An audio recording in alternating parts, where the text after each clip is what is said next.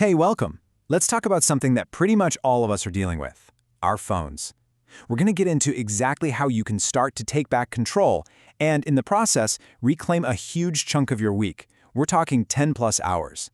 You know the feeling, right? You pull out your phone to check the weather or one quick email, and then you look up and an entire hour has just evaporated. It's like a time-traveling black hole in your pocket. You are definitely not alone in this. And just to put a number on it, here's the scale of the issue. The average adult is now spending almost 7 hours a day staring at a screen. 7! That is literally more time than a lot of us sleep. When you think about it like that, it's a huge piece of our lives, isn't it? So for anyone who decides to make a change, it almost always starts with a specific moment. That wake-up call, when you suddenly see the real cost of all that screen time, and it just hits you. I love this quote from a reader. Fondle slab. That's just perfect. But it really gets to the heart of that feeling, doesn't it? That moment of pure shock when you finally look at your phone's own screen time report and the numbers are just, wow.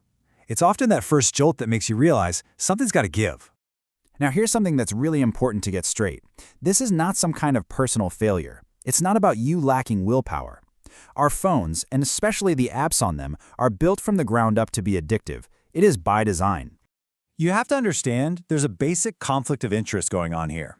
The goal for a lot of these companies, keep your eyeballs on their app for as long as humanly possible. They do it with things like infinite scroll, autoplay videos, those little red notification dots, all designed to keep you hooked. Meanwhile, your goal is probably to live your life on your own terms. And those two things, they are often pulling in completely opposite directions. And this isn't just about wasting time. This battle for our attention has real-world costs. Study after study links way too much screen time to some pretty serious stuff, like increased anxiety, totally messed up sleep patterns from all that blue light, and a scientifically proven drop in our ability to just sit and focus.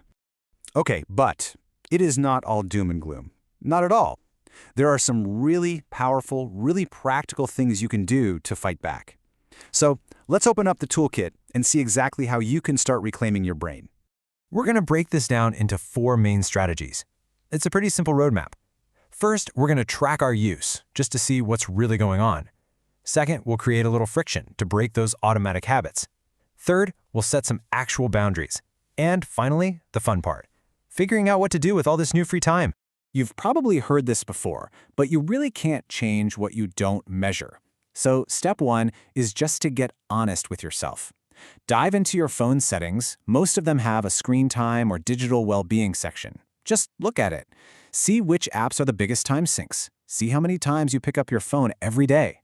I'm telling you, those numbers alone might be the only motivation you need. All right, this one sounds a little weird, but stick with me because it is incredibly effective. Our brains are wired to love bright, colorful, shiny things. So just make your phone less shiny. Go into your accessibility settings and turn on grayscale mode. You will be amazed how unappealing Instagram is in black and white. Then, clean up your home screen. Shove all those distracting apps into a folder on the second page. And notifications? Be ruthless. If it's not a real human being trying to reach you, turn it off. You can even use a little tech to fight back against tech. There are apps like OneSec that do something really simple. When you tap on, say, Twitter, it makes you pause and take a deep breath before it opens. That tiny bit of friction is often enough to make you ask, wait, why am I even opening this? For more serious focus time, something like cold turkey will just straight up block the websites and apps you tell it to. No questions asked. This isn't just about software tweaks. It's about your physical space. You need to create places and times where phones just aren't invited. The dinner table is an obvious one. It brings back actual conversation. But the big one, the absolute game changer? Your bedroom. Get a cheap alarm clock and charge your phone in the kitchen overnight. I swear that one change can have a massive impact on your sleep quality. So what actually happens when you start doing this stuff? This whole thing isn't about taking things away. It's about what you get back. The focus totally shifts from what you're losing, which is just mindless scrolling, to everything you're gaining in your real, 3-dimensional life. Felipe's experience here is just so typical. The moment you claw back those hours, you suddenly find you have time for all the things you kept saying you were too busy for. That stack of books, a new recipe, a hobby you dropped years ago, they all come rushing back in to fill that space. Oh, this point is so important. As a culture, we've kind of lost the ability to just be bored. Our phones have trained us to fill every spare second with some kind of input. But being bored is where our minds rest, where we process things, where creativity comes from. Rediscovering the simple act of staring out a window is it's a superpower. And this just nails it. Shelley figured out that the little chemical rewards our brains get from a social media like, that little dopamine hit, can be found everywhere in the real world. It's in the satisfaction of finishing a run, the warmth of a great conversation, or, the joy of watching birds in your backyard.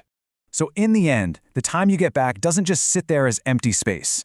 It gets filled up with better stuff, higher quality stuff. People find old hobbies again. They have more present conversations. They sleep better. They move their bodies more.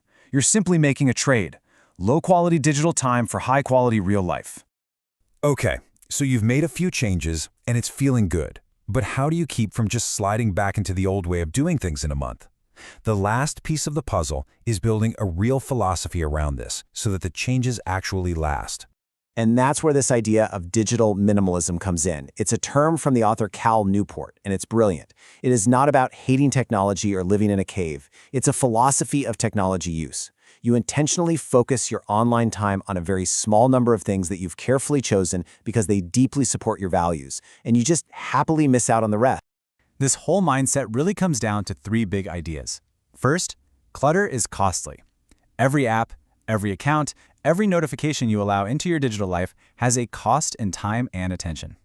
Second, optimization is key. It's not just that you use a tool, but how you use it to get the most good out of it with the least harm. And third, being intentional is deeply satisfying. Being the one in control of your tools feels so much better than being controlled by them. Look, trying to do all of this at once is a recipe for disaster. It's just too overwhelming, so please don't do that. The single most important step is to just pick one thing. Just one. Maybe it's turning on grayscale, or maybe it's that no phone in the bedroom rule. Pick one and try it for a single week. That's it. See how it feels. Small wins are what build habits that stick. And that really brings us to the last and honestly the most exciting question. Because this whole journey isn't really about your phone. It's about your life. It's about what you'll do with all that time and attention you get back. So, what's it going to be? What project will you finally start? What relationship will you invest in? What will you do with all that reclaimed time?